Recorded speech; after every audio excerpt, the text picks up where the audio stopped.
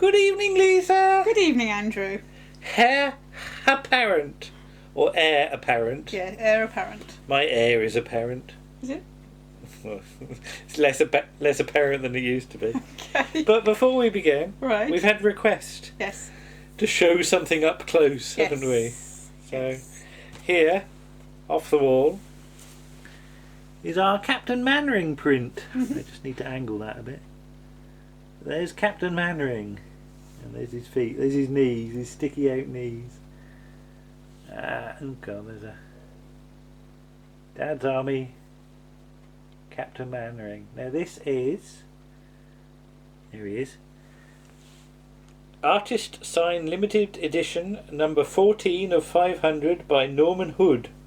And it's really dusty. And it's very, very dusty, but who's Norman Hood then? Well, he's an artist. We've Yeah. got a couple other bits by him of Doctor Who's. Yeah.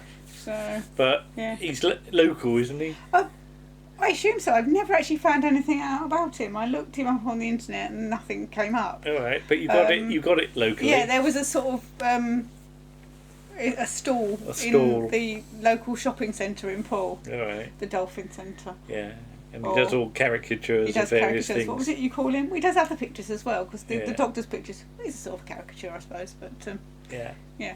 Okay. Yeah. Well, there you go. Right. So it's early one morning. Mhm. It's early Saturday morning, isn't Yes. it? Because the cleaners are in with their overalls on, all yellow.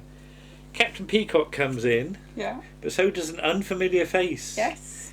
Who is Benny Lee playing Mr. Klein? Yes. Because Mr. Grossman has just vanished, Vanished. Yes, he's vanished into the place where older male salesmen go hasn't he? All right. after they But finish. Mr. Klein's going to help out with the sale that's on. Yes. Mhm. Which seems to be news to Captain Peacock. Nobody's told him. No. So Rumbold's Mhm.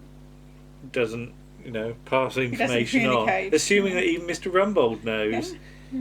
He says Mr. Grace It's asked Mr. him. Grace's idea. Yeah. But in comes Spooner, Brahms and Slocum, Mhm. that well-known trio. Mrs. Slocum's hair is very yellow, isn't it? It is. Extremely yellow. And she's got a big furry hat on. Yeah, she's got a horrible fur hat on. Then Mr. Harmon comes in, noticing that everybody's in half an hour early. Mhm. Because it's Saturday before the sale, Yeah. everybody gets first pick at Yeah, look at the sale the items. things. Yeah. You've never had that, have you? We don't really have You get sales. last pick, if Yeah. anything, if there's anything Yeah. left over. If don't there's you? anything left, then you get to have a look. But Miss Brahms has been awake all night worrying she wasn't going to wake up Mm. or something. Mrs. Slocum takes a big hat off and she's got all curlers in her Yeah. hair, hasn't she? Yeah. But basically everybody's after the fur coat in the centre. Yes. Again. Yeah. Fur coats. No, why? Mr. Harmon says he can afford 2 on his overtime alone. Yeah, and he pulls a big wad of money out, doesn't he? Yeah. But he says the trouble is they can look dead common. Mhm. So it would suit Mrs. Slocum. Mrs. Slocum says all the wrong people have money these days. Yes. So how do they decide who's going to get it then? They decide to have a race. Well, no, first of all... First they were going to do straws. Draw straws. And then somebody suggests they blindfold them. Oh, Mr. Well, Klein. hang on. Mr. Humphreys is not here yet. No. So Sorry. the alarm goes off Yes. and Mr. Humphreys emerges from underneath a sheet on the dust counter. sheet. Yes. And he's got his stripy nightshirt and Yeah. wee willy winky Cap on. and he's got a Paddington with a red coat, Yeah, hasn't a he? huge Paddington. Have you got a Paddington with a red coat? No, my Paddington's got a blue coat. Yeah. Yeah, well, my Paddingtons have blue coats. But you recognise it as a Paddington, don't Yeah. you? Yeah. Yeah. But he was dreaming he was in the scrum with the England-Wales rugby teams because he was in the crowd or something. Yeah. But he wants the coat for his mother. Mhm. Then Mr. Klein says if they blindfold everybody, Then they could gets grope the label, about. And yeah. Mr. Humphreys doesn't like the idea of hands waiting to get lucky, No. especially with his nightshirt. nightshirt Yeah. on. Then, as you said, they could have a race. Mhm. Start at the ground floor and run up, and whoever gets there first. Mhm. Though the ladies should have a start on the men. Captain Peacock's got a stiff leg. Yeah. apparently this was due to a rusty fork in the cookhouse, according to Mr. Klein. I like the way Mr. Klein already knows Captain Peacock's sort of personal history. Yes. But yeah, and they sort of work out who should start in which position with like Mr. Spooner outside because he's young. He's young, yeah. But in comes old Mr. Grayson, his secretary, and of course she gets the coat. She does. And that's the end of that for the moment. In the canteen, is this tea or is it coffee? Does it taste a bit of coconut? If it does, it's the tea. Yes. I've got various speciality teas that do taste of coconut. Yes, I don't think it's meant to taste of coconut. No, it's just contaminated. But Mrs. Klein wasn't happy about losing the coat. So I'd have to take her out for lunch. Yeah. But Mrs. Slocum says, all you've got to do is flutter your eyelids and smile. And what does Mr. Spooner do? He does the sort of weird... I can't do it. Oh, yeah, that'll look really weird. But yeah, in comes Mr. Rumbold. He wants the sugar, we should say. Oh, he wants the sugar. What are you pulling a face for? But Mr. Rumbold comes in, and it's to do with the salesperson of the year competition. Mr. Humphreys is up for it based on his figures. He doesn't get much applause from his colleagues, does he? It's all sort of rather sarcastic. Yeah. Like that. But he's not going to get much anyway. Well, he'll get his name engraved on a silver challenge cup. That never leaves the ballroom. Never leaves the ballroom. Though you can get a 3-inch plastic replica if you're lucky. Silver plastic replica. Yeah, although you've got to be careful not to sneeze because it'll probably end up in the fire like somebody else's did. And melt. So they have to do the progress report on him, which they fill in. Well, Captain Peacock fills it in with some comments from the others. So age... Well, he says that's private. So he says he's heading towards 40, but Captain Peacock says you can see it in your rear view mirror. Punctuality. He was late only last Thursday. Last Thursday week when there was a handbag thief. Yes. Wasn't there? Which was actually an organ grinder's monkey. Yes. I'd love to see that. How they. Yeah, that's... Occasionally you get these weird images of things you couldn't do. No. So he gets 9 out of 10 for punctuality. His manner is described as genial. He's got a way with women. Yeah. He's a good mixer. Customer handling. Well, he handled a Brazilian ballet dancer and had to be lifted up or something. Or, yeah, the Brazilian ballet dancer bought some tight trousers and wanted him to lift him up to check the seams. Yeah. But the Brazilian ballet dancer ended up with a credit note, and Mr. Humphreys got 2 free tickets to Swan Lake. Yes. His knowledge of stock. I like this one. I know what I've got and what I'm short of. That's quite a good line. So yeah, other things like, is he tidy? His sort of dress. Has he got a pencil? Does he take part in any of the sort of clubs or anything? Yeah. And he's thinking about the whist club to keep fit, because you've got to run when you sort run of home. Run home. It takes so long to play. Yeah, because you'll have missed the last bus. So he gets a photograph out. Yeah, they say you need a photo. So he gets a photograph out, one of which we had better gloss over. Yeah. And the other which a picture of his mother on stage. Yes. In comes old Mr. Grayson, his nurse, and he sees the photo. And he recognises the chorus girl. Yes. Was she one of the Golden Garter girls in 1938? Yeah. Was she called Annie? Did you ever meet your father? And Mr. Humphries says, I thought I did, because he mentions his father a couple of times. Yeah. One where he is living with him and one where he's not. And then so one again, where he the continuity doesn't seem to quite tie up. continuity. No. But apparently old Mr. Grace wanted to be a champion racing driver. And old Mr. Grace reckons that he's his daddy. Yeah. So they sort of embrace, don't they? Yes. Yeah. In Mr. Rumbold's office, Mr. Humphreys he's not been ordered to come and see him, he's been requested, hasn't he? Because now everybody starts to crawl to Mr. Humphreys, don't they? Yes, because he's the son and heir. Yeah, so he gets to sit in Mr. Rumbold's chair, which has got arms. Yeah. He gets offered a cigar, and he sort of puts it in his pocket, and he's got a friend that smokes these. So he gets given the box, and apparently it'll be useful to keep her gum shield in, because she wrestles in mud, his friend. and he sees life from every angle. Yes. Well, she certainly does. But what's it? Mr. Rumbold says if you need any gossip, keep your ear. He keeps his ear to the ground, doesn't he? In comes Mr. Harmon with the tea. Yeah. And he thinks Mr. Rumbold's leaving, doesn't Yes. he? Goodbye, Rumbold. So Mr. Humphreys learns about the washroom in Packing, which has sort of got problems, and they have to get the water from the loo cistern. There.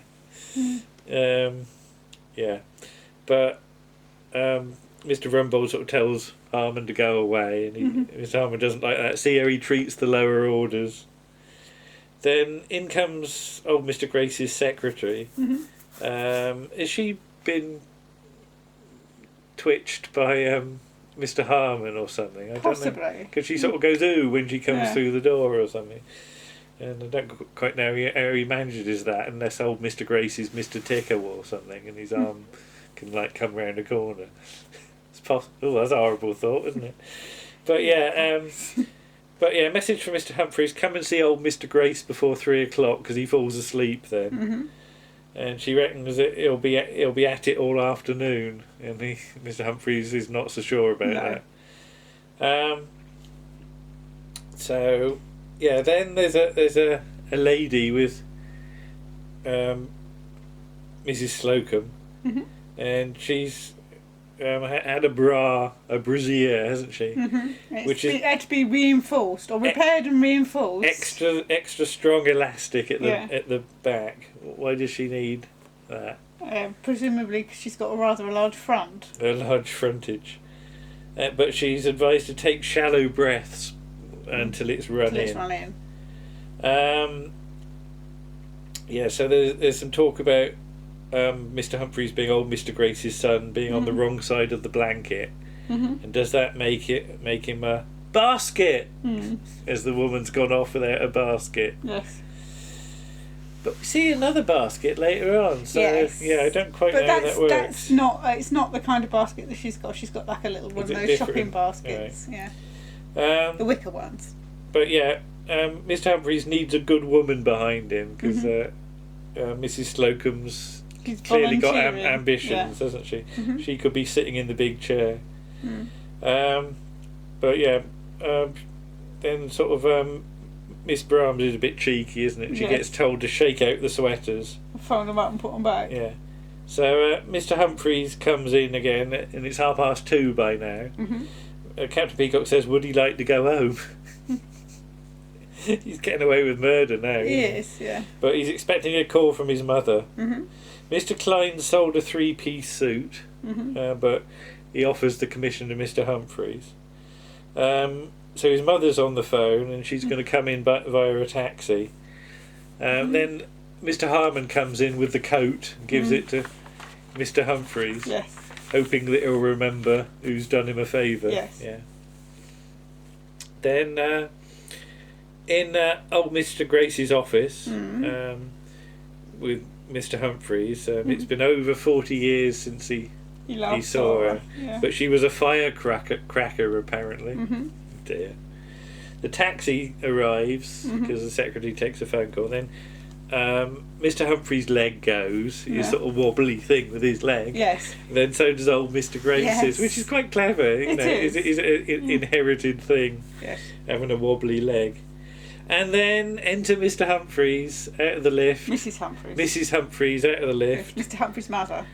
Played by John Inman with describe him.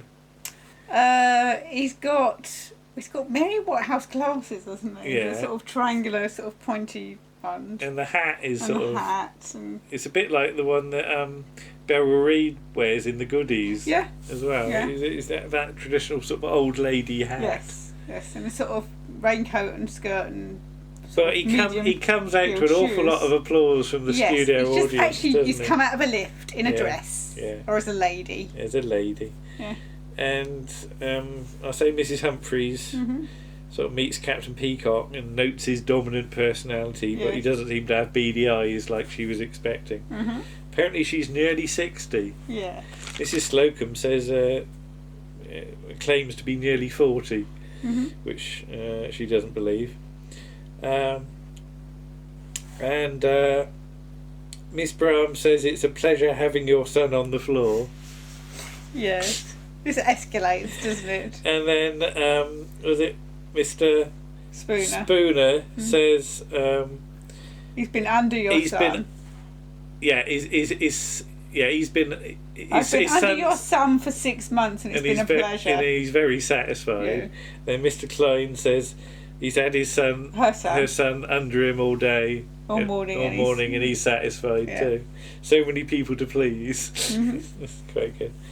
And sort of she gets to look at his tape measure, which has got a frayed end, and his chalk, and a half-eaten pastry that he's sort of left, which he's still got his teeth marks in. And spot where he stands. Yeah. So she doesn't quite know what this is all about, and wonders whether the probation officer with the pink pork pie hat might be involved or something. And she goes off, having noticed that Captain Peacock is not a toffee-nosed git. Mm-hmm. And then they sort of fake this a bit, because she goes up in the lift, but she suddenly doesn't walk like she did when she came in, because it's just some random extra. It is. Whoever it is does this sort of weird wide-legged sort of... Yeah, more hinge and bracket, isn't it? Yes. Yeah, it's hinge and bracket bloke walking like a woman, which is not how John Inman would have done it. No. And indeed not how he came down the stairs. No. But John Inman comes out of the other lift.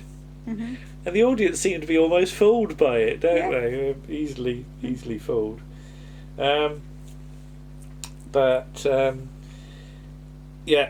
Gray sort of meets her in his office. So he said, "Will you forgive me for what I did to you?" And she said, "Well, I've only just arrived. What have you done to me?"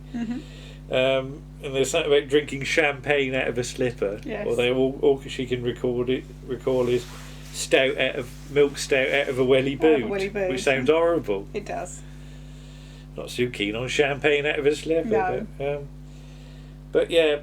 I don't even know how that would work. No, neither do I. Because if it had a toe hole, it'd all come out. A toe hole? Toe hole. A toe hole. Toe hole. Toe hole. But it turns out all this has been a case of crossed wires, though. Yes, because the one that Mr. Humphreys pointed out wasn't actually his mother, I don't think. No, Annie Granger. Yes. Which opens up a whole can of worms if she was called Granger. Yeah. Well, she can't be Mr. Granger's mother. She must be. No, but I wonder if there's a Granger family involvement, which is quite nice. Either that or they just like the name. Yeah, because she didn't dance with feathers, she had balloons or something. So I'm not the father of your son, and she goes through this whole list of possibilities, which includes a milkman that had been kicked in the head by his horse, somebody who arrived by a parachute, and somebody who was in the tunnel of love at Western Superman during a power cut. So the phone call comes down to Captain Peacock that it's not him. So Mr. Humphreys learns he's not my father. So what does that make me? And Mrs. Slocum gives him a basket. She does. Yeah. And Captain Peacock takes pleasure. Yeah. Again, you're getting the side that the sort of slightly more malicious side of Captain Peacock. But he orders Mr. Humphreys to return to normal, or as near as, or the best attempt he can make. So Mr. Humphreys reckons he's more upset than his mother, so he'll wear the fur coat home. He puts it on, and then he's going to have it shortened for the evenings, and off he goes. And that's the end of the episode. I didn't think that was too bad. Old Mr. Grace was actually not as objectionable in this one, because there was less lechery involved. Yes. Even if he was sort of trying to get round his secretary with the fur coat. Yeah, it was a bit of questionable, yes. Yeah. Though I think she seemed to be a bit more in control with that. I think it was, didn't quite so much of a victim, I thought. No. That was okay, and I like the way it says special guest appearance by John Inman. Yeah. And I think he has fun playing that part. Yes, because he obviously, after or possibly during as well, but certainly after Are You Being Served, he went on to be a pantomime dame many times. Yeah. So I mean, we've seen him in sort of the good old days in various there's one where he costumes. cross dresses, isn't there? Yeah. But yeah, not a bad one. You know, as you say, this season's a bit more hit or miss. Yes, I think this has not been my favourite run of episodes. No. Really. But I think there's some decent ones to come in the future still. Yeah. Though, so apart from Is It Catching, which is funny because of the pure physical comedy. Okay, so there we are. And a couple more to go, aren't there? Plus the Christmas. So a bit more of old Mr. Grace. Yes, but, Christmas special might be a problem. Yeah. Okay. See you soon then. Okay. Bye-bye. Bye.